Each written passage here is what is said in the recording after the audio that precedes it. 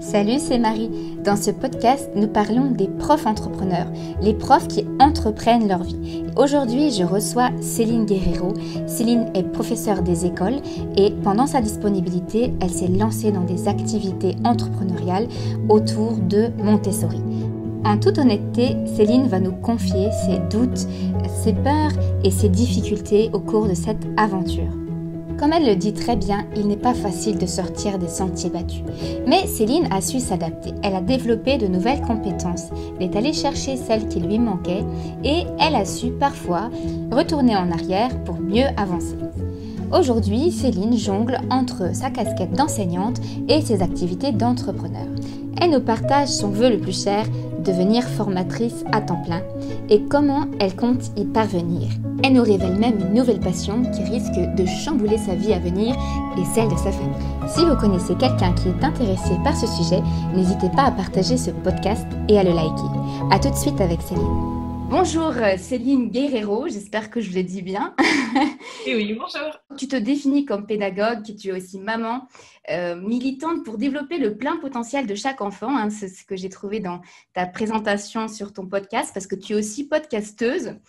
Et tu as un site web que tu as créé, montessoriapprendreautrement.com. Donc, tu proposes dessus des formations. Donc, multicasquette, beaucoup d'activités à ton actif. Alors, dis-nous un petit peu comment, en fait, toi, tu te définis, quelles sont les activités qui prennent le plus de ton temps. Présente-nous un petit peu tes projets. Donc, je suis professeure des écoles depuis 14 ans. Donc, mes premières années, voilà, j'étais une prof des écoles traditionnelles. J'appliquais ce qu'on m'avait appris en formation. Et en 2013, voilà, il y a eu comme une révolution dans ma vie, voilà, un avant, un après.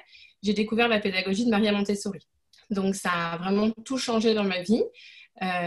J'ai passé chaque minute de mon temps libre à essayer de comprendre en fait la philosophie, comment utiliser le matériel, mais surtout la philosophie les premières années. Et donc aujourd'hui, donc 2013-2020, voilà, 7 ans plus tard, donc j'ai un blog, je propose des ateliers Montessori aux enfants de 3 à 11 ans, en dehors de l'école, le mercredi et les vacances. Une activité en présentiel d'atelier. Oui. Voilà, donc j'accueille des enfants de 3 à 11 ans le mercredi et les vacances. J'ai accompagné 4 groupes de professeurs des écoles et de parents qui font l'école à la maison pour leur transmettre en fait toute la philosophie de Maria Montessori mêlée aux neurosciences. Donc voilà, j'accompagne les enfants, j'accompagne les adultes et j'ai le blog. Voilà, le blog, au début, je faisais beaucoup de vidéos et j'ai basculé sur les podcasts parce que je trouve ça plus riche en fait d'échanger avec quelqu'un. Enfin, parler toute seule devant mon caméscope, au bout d'un moment, ça commençait à être un peu ennuyeux. Donc, j'ai préféré me lancer dans les podcasts. Elle a besoin d'échanger. Ouais, c'est ça. J'ai envie d'être dans l'échange, rencontrer des personnes qui ont des parcours très différents, mais qui ont toutes des choses vraiment très intéressantes à partager. Et donc là, ce matin, j'ai publié le 35e épisode. Donc voilà, ça fait un peu plus d'un an que j'ai commencé. Et donc, qu'est-ce que j'ai oublié? Donc les enfants, les adultes, le blog, les podcasts et maman aussi, maman à temps plein. Donc, voilà. Oui, voilà, j'ai plusieurs casquettes, mais en fait, ça m'a tellement passionnée cette vision de l'enfant, cette posture de l'adulte complètement différente de tout ce que je connaissais. Que forcément, ça a changé toute ma vie parce que très rapidement, ça m'a emmenée vers la communication bienveillante. J'ai commencé à me former aussi en CNV. Alors, je dis commencer parce que pour moi, c'est un chemin de toute une vie. J'aurais jamais terminé. Et voilà, en général, je m'autorise un week-end ou 2 par an. Donc, voilà, ça va prendre du temps. Mais c'est sûr que découvrir la pédagogie de Maria Montessori, ça a tout changé puisque après, ça a changé ma façon de me comporter avec mes filles.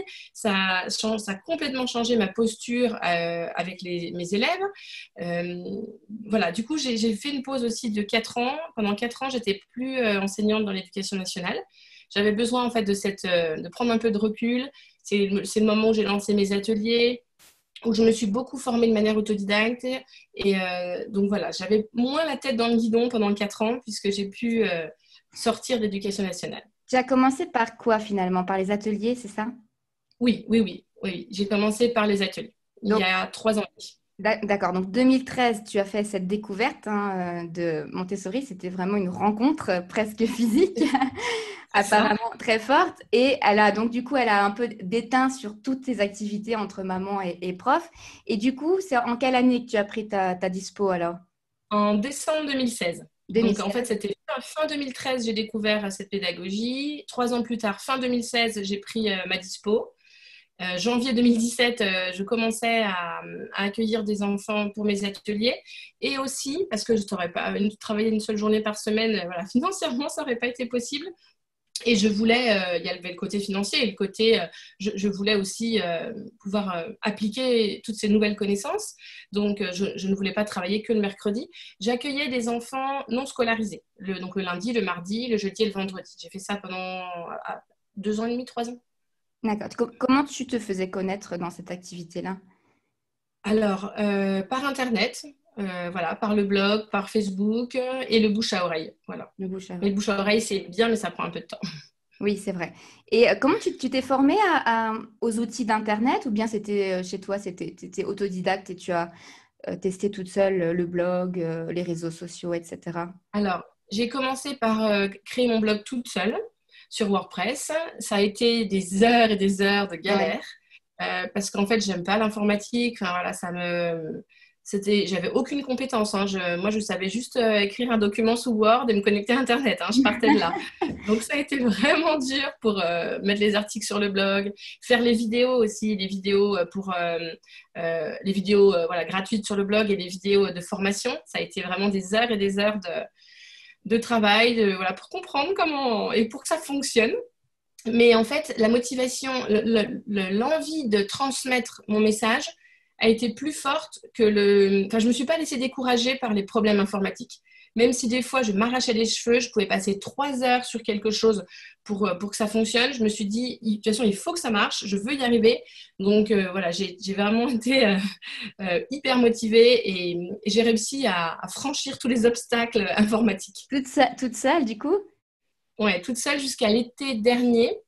Donc, l'été 2019, quand j'ai voulu... en fait, j'ai commencé par faire des formations en présentiel et c'était sur 3 jours. Et donc, la manipulation du matériel, la théorie, tout, enfin, sur 3 jours, c'était vraiment trop intense. Hmm. Et donc, je me suis dit, tout ce qui est un peu théorique, je pourrais faire des vidéos en ligne. Donc, j'ai commencé à m'enregistrer pour avoir des vidéos en ligne et gagner du temps sur cette formation en présentiel pour avoir plus de temps pour la manipulation de matériel. Et j'envoyais les vidéos aux stagiaires, aux apprenants en amont pour qu'ils puissent, voilà. Et on revenait dessus, évidemment, en présentiel, mais ça a commencé comme Pédagogie ça. inversée un petit peu. La pédagogie Voilà, c'est ça. inversée, quoi. Hmm. C'est ça. Et ensuite, je me suis dit, mais oui, mais en fait, ces vidéos, ils ne peuvent pas ne pas les regarder et venir directement manipuler le matériel. Ça n'a pas de sens. C'est vraiment, c'est un peu comme les fondements d'une maison. Quand on construit une maison, les fondations, ça va vraiment être ce qui compte le plus. Voilà, si on construit la maison sans fondation, bah, elle ne sera pas solide, quoi. Au moindre coup de vent, elle va s'envoler. Donc là, pour moi, il y a 5h30 quand même de vidéos. Et à un moment, j'ai même fait 2 formations. Enfin, je les vendais séparément. Ma formation en ligne, ma formation en présentiel. Puis après, je me suis dit, mais non, en fait, c'est la même formation. C'est juste qu'il y a 2 modalités différentes. Mais ça a commencé comme ça, en fait. Et donc, en l'été 2019, là, je me suis dit, il faut que je trouve une plateforme pour héberger ces vidéos de formation.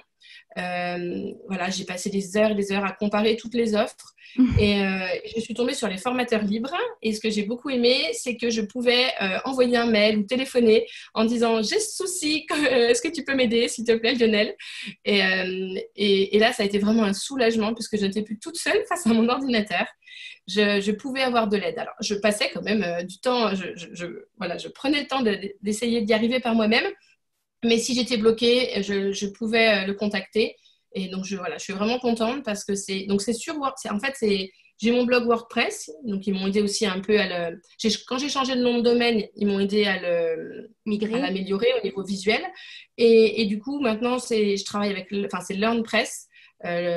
Pour stocker, voilà, j'ai du mal à trouver mes mots au niveau informatique, pour stocker mes vidéos de formation, en fait. C'est l'extension qui te permet d'avoir un espace membre avec accès à une formation, c'est ça? C'est ça, c'est beaucoup mieux dit. Donc, du coup, tu peux nous dire qui c'est les formateurs libres? Ou non, c'est une entreprise qui accompagne les Oui, formateurs? voilà, c'est ça. Et donc, tu payes un abonnement, c'est ça, pour avoir leur écoute, leur Oui, assistance. oui. Voilà, et puis pouvoir stocker les vidéos de formation, enfin toute la formation. Il y a plusieurs formules. La première, je crois que c'était 29 euros. Donc voilà. L'idéal, c'est que les gens aillent voir parce que le côté informatique, je suis vraiment pas Mais spécialiste, ce mais je qui, peux te dire mais que ça fonctionne. oui, voilà. Et ce qui prouve que même quand on a un projet, parce qu'il y a beaucoup de collègues qui hésitent à se lancer sur le web avec justement l'obstacle technique.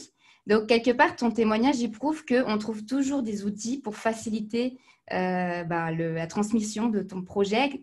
Même si tu es débutant complet en informatique, on trouve des moyens comme celui-ci Voilà. pour, lancer son projet et puis aller atteindre ses objectifs, quoi. C'est ça qui est important. Voilà. Et c'est vrai que ça a été un soulagement à partir de juin 2019, puisque j'étais plus toute seule et je savais que même au bout de 3 heures de recherche, si je ne trouvais pas la réponse, enfin, voilà, j'aurais de l'aide. Donc ça, c'était vraiment précieux. J'ai une question par rapport à ton projet, parce qu'on voit que tu as eu vraiment cette envie de faire une pause, de te lancer dans les ateliers. Pourquoi est-ce que tu n'as pas choisi, par exemple, la voie de mettre ça en place dans ta classe et puis voilà, terminé. Je mets mes connaissances Montessori à disposition des élèves et puis je m'arrête là, je perfectionne ma classe et j'avance dans ma carrière. Pourquoi ce besoin de partager, de partir sur le web? Alors, j'ai essayé, hein, avant de prendre ma disponibilité, évidemment, j'ai essayé de mettre des choses en place dans ma classe à l'époque. J'étais en petite section, enfin en CE2 et en petite section. Enfin, mes dernières années avant la disponibilité, c'était ces deux classes-là. J'ai essayé, j'ai pu commencer à mettre des choses en place, mais en fait, c'était pas suffisant pour moi. Dans la pédagogie Montessori, on peut pas prendre un petit bout par-ci, un petit bout par-là, et puis allez hop, on essaye. En fait, c'est vraiment une démarche globale où tout est imbriqué, tout a du sens. Et je vais reprendre la métaphore de la maison, mais ou d'un immeuble. Si tu as 4 piliers et si tu enlèves un pilier, la maison, elle s'effondre. Tu Hmm. vois. C'est vraiment important de pouvoir tout mettre en place. Et concrètement, à cette époque-là, en tout cas, ça n'a pas été possible. Dans le Voilà, cadre j'ai de pas eu de, l'éducation nationale ou que tu connaissais? dans l'école où j'étais, je pense que j'avais 5 ans d'avance, hein, par rapport à là où on était mes collègues, ma directrice. Et la preuve, 5 ans plus tard, oui, ça doit faire à peu près 5 ans, parce que 2016, ouais, c'est ça, 5 ans. 5 ans plus tard, j'ai appris que là, à la rentrée, ils se lançaient dans le multi-âge. Donc, le fait de mélanger des enfants de 3 à 6 ans. Donc, tu vois, je suis arrivée 5 ans trop tôt, en fait. Précurseur, mais souvent les Voilà. prophètes sont mal accueillis, hein. Les gens qui lancent des choses ne sont pas bien reçus parce que c'est nouveau, parce que ça fait peur le changement, hein. On connaît bien cette C'est ça. problématique dans l'éducation nationale. Alors Voilà. du coup, tu t'es dit le web, pourquoi le web? Tu aurais pu te contenter du bouche à l'oreille, de faire un prospection local, tu vois. Et pourquoi le web? Je pense que ça a été tellement une découverte. Enfin, j'ai eu l'impression de découvrir un trésor qu'on m'avait caché pendant toutes ces années. Hmm. Et du coup, j'avais envie de l'écrire dans le journal, de crier au monde entier que les enfants ont du potentiel et on sous-estime leur potentiel, on sous-exploite leurs capacités et pour moi, les enfants, ce sont les futurs adultes de demain. Donc pour moi, c'est un crime de sous-estimer leur potentiel. C'est un Voilà. enjeu Et c'est pour ça énorme que, que de vouloir ouais, voilà. mettre Je à voulais disposition. Ouais. faire ma part avec les enfants que j'accueille aux ateliers, mais voilà, j'accueille 8 enfants. Alors c'est mieux que rien. Mais si tu veux, voilà, pour moi, c'était pas suffisant. J'avais pas juste envie de semer des petites graines de mon côté. J'avais vraiment envie d'être dans cette transmission. Et là, aujourd'hui, tu vois, je sais que ce que je veux, c'est être formatrice à temps plein, en fait. Voilà. Hmm. Je veux continuer. Alors, je veux continuer mes ateliers une journée par semaine, mais là, j'ai repris en septembre 2 cartons dans l'éducation nationale voilà, pour une raison personnelle, familiale. Il fallait que j'y retourne. Et puis, il fallait que j'y retourne et en même temps, je me suis dit, ça peut être l'occasion, 4 ans plus tard, de commencer à faire bouger les choses. Mais là, aujourd'hui, je sais que euh, c'est pas en travaillant dans une école ou deux que je vais pouvoir faire avancer les choses. Ce que je Hmm. veux, c'est être formatrice à temps plein, garder juste une journée par semaine pour les enfants, et pour que les choses avancent, mais 15 fois plus vite, 100 fois plus vite. En fait, ce que tu dis, ça me fait penser au parcours de Céline Alvarez, qui a essayé de le faire au sein de l'éducation nationale et qui finalement a trouvé que la meilleure façon de contribuer, c'était de sortir pour mieux rentrer, hein, parce que d'un autre côté, en tant que formatrice, elle peut aussi impacter les enseignants et la formation des enseignants et donc diffuser son message de façon quand même assez exponentielle, hein, sur le web. Elle a un réseau, une communauté énorme aujourd'hui. Donc, Ouais.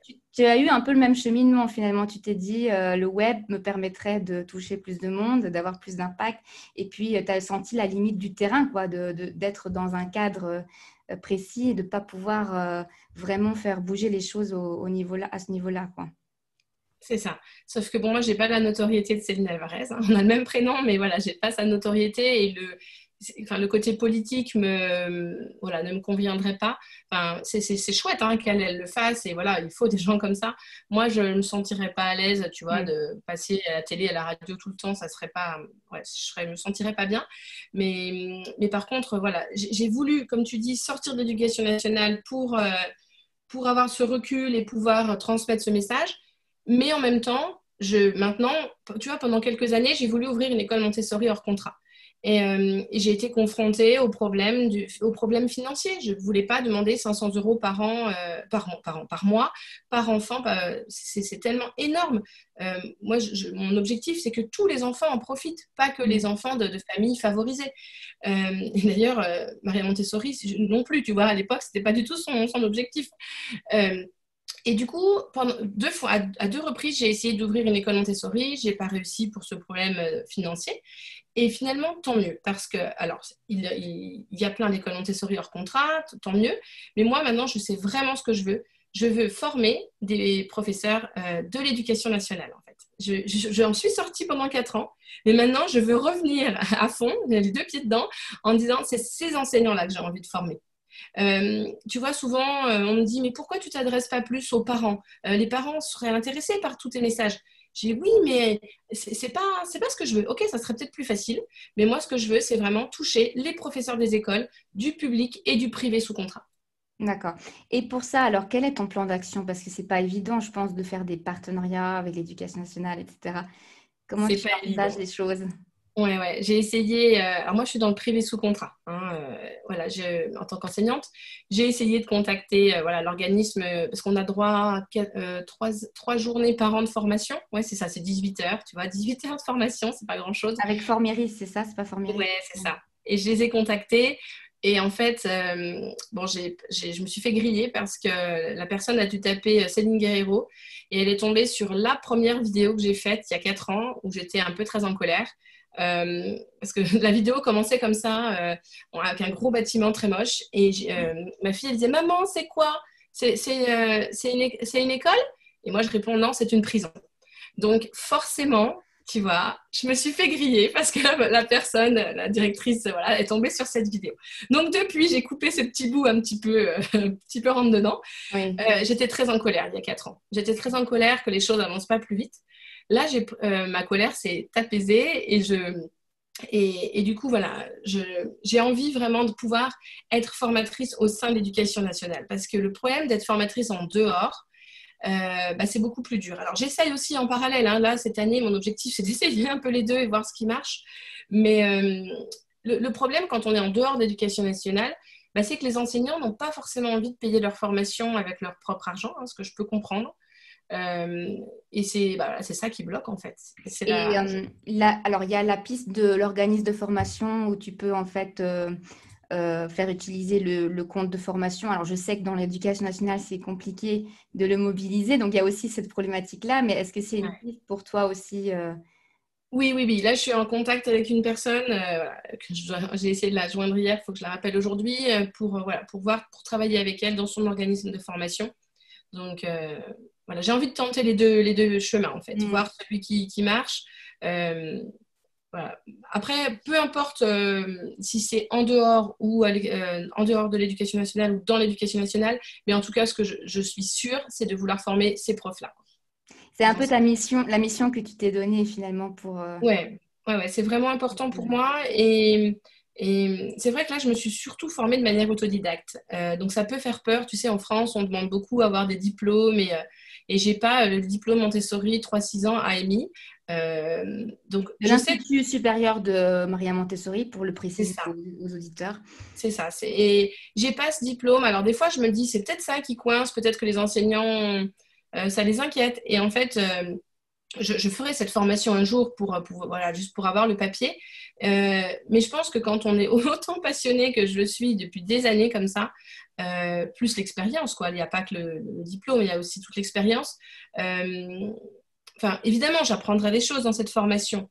Mais en tout cas, quand je pense aux professeurs, aux profs des écoles qui ont eu leur formation initiale, qui ne connaissent pas, qui ont juste entendu parler de Maria Montessori de loin, je me dis, j'ai déjà tellement à leur apporter que ce diplôme, évidemment, ça serait un plus pour moi, mais je le ferai un jour voilà, pour l'avoir, mais je pense que j'ai déjà énormément de choses à apporter, même sans ce diplôme. Oui. Et puis, il y a plusieurs diplômes. De toute façon, il faut rappeler qu'il n'y a aucun diplôme qui est certifiant hein, pour Montessori. Mm. Ce n'est pas reconnu par l'État, c'est-à-dire. Oui, Mais c'est vrai que dans le réseau, disons que c'est une carte de visite. c'est Euh, ça. mais ça représente un certain budget, hein, parce que moi aussi, je m'étais renseignée à une certaine Ouais. époque. Et je sais que les tarifs sont quand même assez élevés. Donc, voilà. J'ai pas encore 11 000 euros dans ma poche, donc c'est pour ça que Bah, justement, pour la j'attends. transition, est-ce qu'on peut aborder un peu l'aspect financier de ton projet? Ouais. Notamment, est-ce que, par exemple, quand tu as fait ta dispo, tu as pu commencer à avoir des revenus concernant tes ateliers? Est-ce qu'il y avait des revenus viables ou bien est-ce que c'était quelque chose qui était plus de l'ordre du complément de revenus? Alors, j'avais la chance que mon mari ait un bon salaire, Oui. sinon ça aurait été vraiment compliqué. Je travaillais du lundi matin au samedi midi et demi avec les enfants, plus après le samedi après-midi et le dimanche pour le blog. Enfin voilà, c'était vraiment non-stop. J'étais en moyenne à 1 000 euros par mois. Une Mm. fois de chaque fois que les charges étaient déduites, tu vois. Donc 1 000 euros, c'était pas énorme. Voilà, si j'avais été toute seule, c'est sûr que ça aurait pas été suffisant pour vivre. Et voilà, comme mon mari travaillait, on s'en est sorti. Mais voilà, le problème quand on a un projet un peu en dehors, tu vois, en dehors du chemin tout tracé, c'est que voilà, ça demande un peu des sacrifices pour réussir à faire. C'est vrai, mais il faut en parler, hein, vas-y. Parce que c'est vrai que des fois, on a l'image des gens qui réussissent, on a l'impression que c'est très facile, c'est l'autoroute du succès. Mais non, en fait, il y a des portes qui se ferment, on a des obstacles, il y a des sacrifices, comme tu dis, que ce soit dans le temps, l'énergie à mettre, le temps consacré à sa famille aussi. Je pense que Ouais. tu peux en témoigner aussi de ça, que c'est aussi des heures de travail. Oui, oui. L'avantage mon métier est quand même voilà, lié. Je travaillais avec les enfants, donc pendant mes ateliers, mes filles étaient présentes. Donc voilà, c'est pas comme si je travaillais Oui. à l'extérieur, je travaillais à la maison. Voilà, il y avait des avantages. Mais oui, c'est sûr que j'ai passé énormément d'énergie euh, ouais,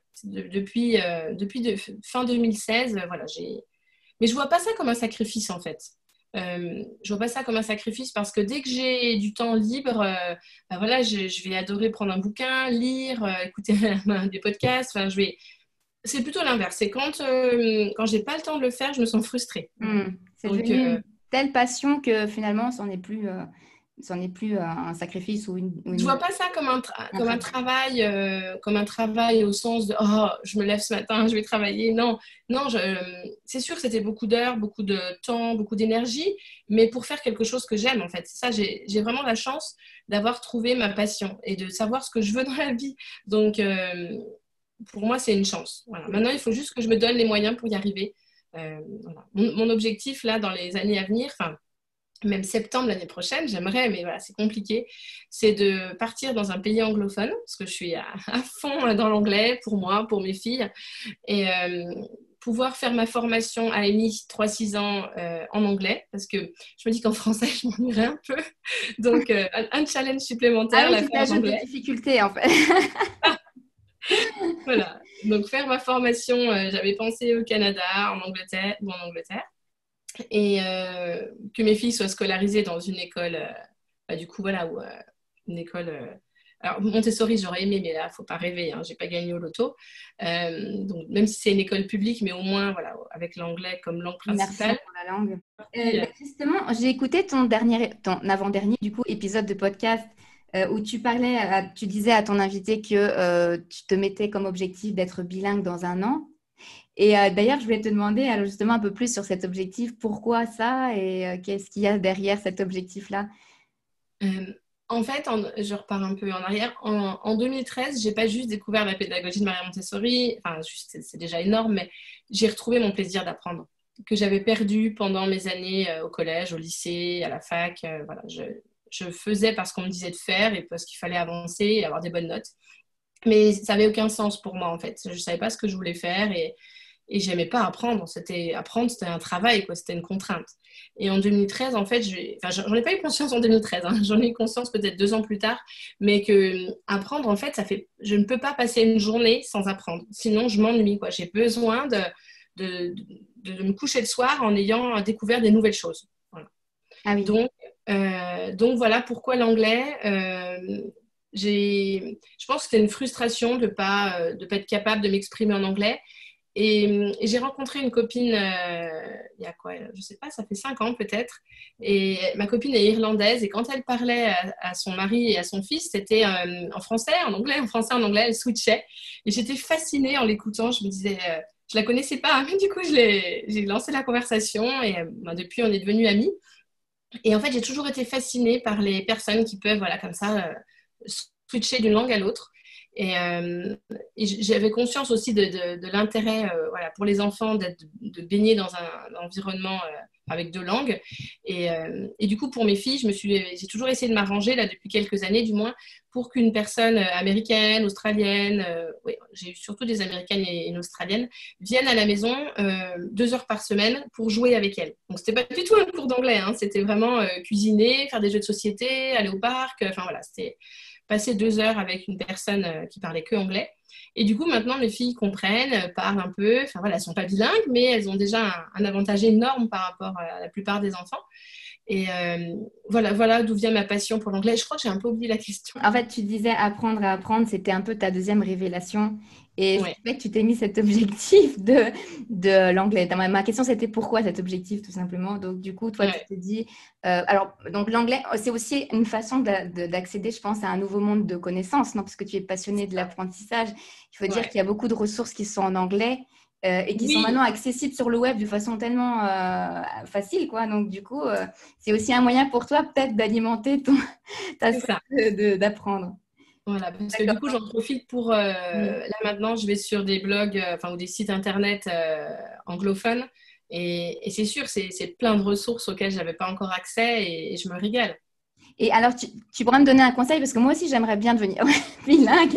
Bon, peut-être pas en un an, mais qu'est-ce que c'est ta méthode pour devenir bilingue? Alors, c'est quoi? Alors, tu lis de l'anglais, mais quoi d'autre? Alors, bilingue, je ne sais pas si j'avais utilisé le mot bilingue. J'avais dit parler couramment. C'est Bilingue, peut-être c'est ton quand même... interprétation. Ouais. Bilingue, c'est quand même un sacré... Voilà, je pense pas être bilingue en un an, c'est un peu quand même un peu trop... On sait jamais. on sait jamais, mais bon, moi, mon objectif, c'était de parler couramment. Voilà, de D'accord. pouvoir m'exprimer, de ne pas être bloquée, de dire ce que je pense et avoir une conversation et avoir accès à toutes ces ressources sur les neurosciences, sur Montessori, sur des sites en anglais.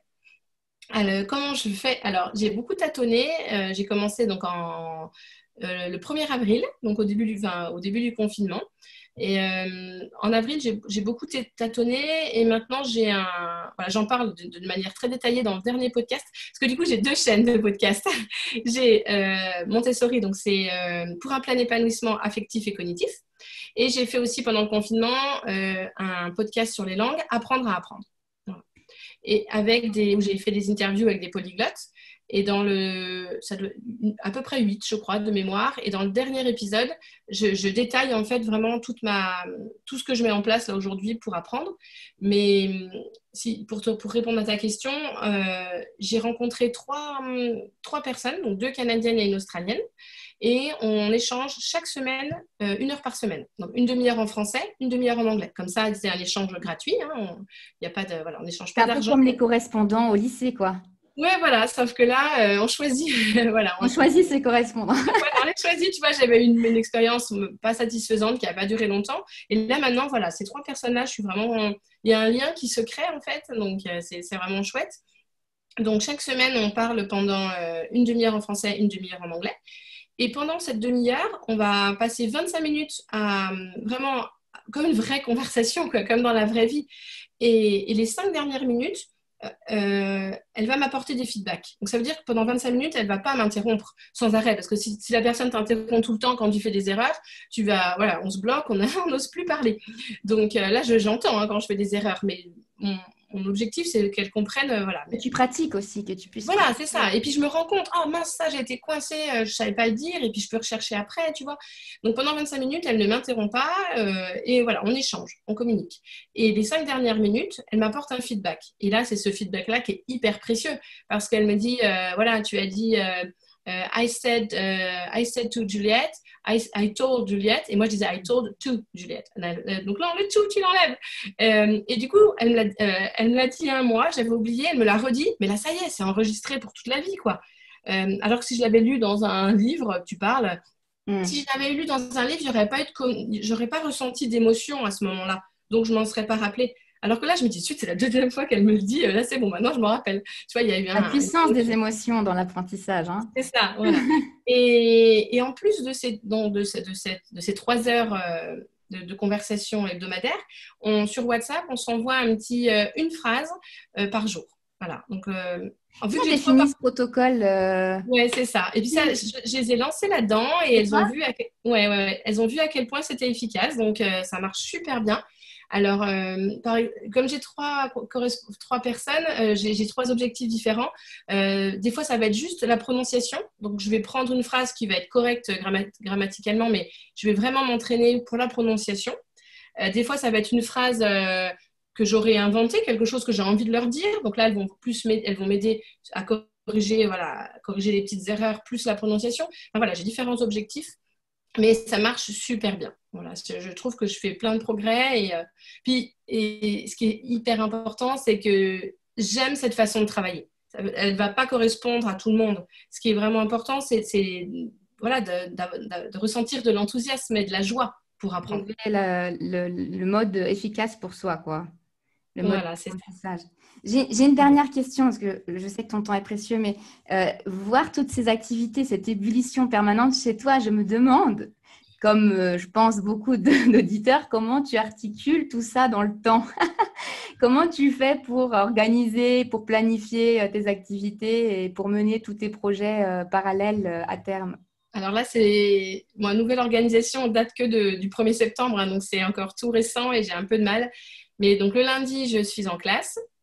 Le mardi, je consacre le mardi à mon projet, donc apprendre à apprendre une langue avec ma copine Jessica, parce qu'on a on a l'intention, enfin on a l'envie d'accompagner des personnes qui ont envie d'apprendre une langue justement, enfin d'apprendre à parler, écrire, voilà, peu importe. Donc le mardi, c'est mon projet langue. Le mercredi, je suis avec les enfants pour mes ateliers Montessori. Le jeudi, je suis dans ma deuxième école. Et le vendredi, c'est pour mes formations, les podcasts, le blog, voilà. D'accord, donc tu fais des blocs en fait, tu fais des blocs horaires pour les C'est ça, différents parties du projet. voilà, chaque jour, je suis sur un projet différent. Et puis le samedi, dimanche, bah, la maison quand même, voilà, la maison. Et puis je rattrape ce que j'ai pas eu le temps de faire en Des semaine. préparations de classe peut-être aussi, ou des choses Voilà, comme ça. D'accord, donc c'est calculé à la minute. c'est ça. Alors, allez, pour conclure, juste une dernière. Est-ce que tu aurais un conseil, par exemple, à des collègues qui, comme toi, auraient envie de sortir de la classe pour réaliser un projet, pour avoir plus d'impact, par exemple, que ce soit sur le web ou ailleurs, et avoir le projet entrepreneurial que tu as déjà mené parallèlement à ton métier d'enseignant? Quels sont les conseils que tu ressors de cette expérience-là, que tu auras envie de partager? C'est pas vraiment un conseil, mais enfin, si vous avez vraiment quelque chose qui vous tient à cœur, donnez-vous les moyens pour y arriver, en fait. Voilà. C'est ce que des fois, je rencontre des personnes qui ont envie de plein de choses, mais qui ne passent pas à l'action. Et voilà, je me dis, on n'a qu'une vie, il y a toujours des solutions. Alors forcément, il y aura des sacrifices de l'autre côté, hein, ça peut pas être tout rose. Mais si vous avez vraiment envie si vous sentez cette passion-là, eh ben, lancez-vous, enfin, prenez le temps de réfléchir pour pour trouver une solution pour vous lancer. Merci beaucoup, Céline, pour tous ces conseils et ce temps de partage. Merci à toi et bonne continuation dans tes projets à venir. Merci, toi aussi.